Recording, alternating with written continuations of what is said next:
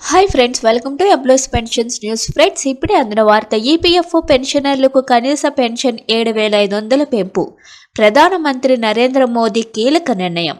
Video కానీ మీకు నచ్చినట్లయితే మన ఛానల్ని సబ్స్క్రైబ్ చేసుకోండి. సబ్స్క్రైబ్ చేసుకోవడం వల్ల లేటెస్ట్ పెన్షన్స్ న్యూస్ అన్ని మన ఛానల్ ద్వారా ఎప్పటికప్పుడు మీకు తెలియజేయడం జరుగుతుంది. అదేవిధంగా లైక్ చేసినట్లయితే మరింత మందికి సమాచారం చేరుకుంటుంది. ఇంకా వివరాల్లోకి అయితే వెళ్ళిపోదాం. ఈపీఎఫ్ఓ సభ్యులకు పెద్ద వార్త.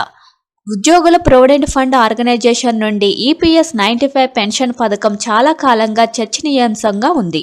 మంచి జీవన ప్రమాణాలను కొనసాగించడానికి కనీస పెన్షన్ పెంచాలని పెన్షనర్లు వాదిస్తున్నారు.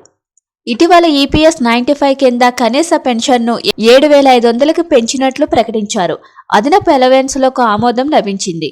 ఈ వార్త లక్షలాది మంది ఉద్యోగులు మరియు పెన్షనర్లు ఆనందాన్ని రేకెత్తించింది.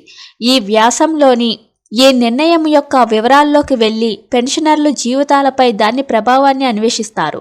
కేవలం 1000 రూపాయలతో జీవించడం చాలా కష్టంగా ఉన్నందున ఉద్యోగి సంస్థలు సంవత్సరాలుగా కనీస పెన్షన్ పెంపు కోసం ఒత్తిడి చేస్తున్నాయి.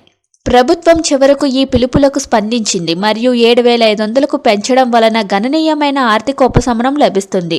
దీని వలన పెన్షనర్లు మెరుగైన జీవన నాణ్యతను ఆస్వాదించవచ్చు. ఈ చర్య మోదీ ప్రభుత్వానికి ఒక పెద్ద విజయంగా పరిగణించబడుతుంది. ఇది లెక్కలేనన్ని వ్యక్తులకు ప్రత్యక్షంగా ప్రయోజనం చేకూరుస్తుంది.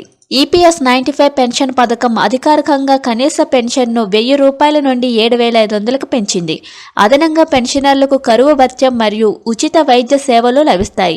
ఈ మార్పు వల్ల దాదాపు 78 లక్షల మంది పెన్షనర్లు ప్రయోజనం పొందుతారు.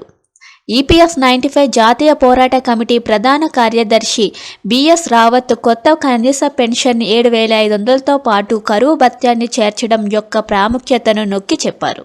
ఈపీఎస్ 95 జాతీయ ఉద్యమ కమిటీ జాతీయ అధ్యక్షుడు కమాండర్ అశోక్ రౌత్ కూడా కనీస పెన్షన్ మరియు ఉచిత ఆరోగ్య సంరక్షణ సేవల కోసం వాదించడానికి ఆర్థిక మంత్రిని కలిశారు.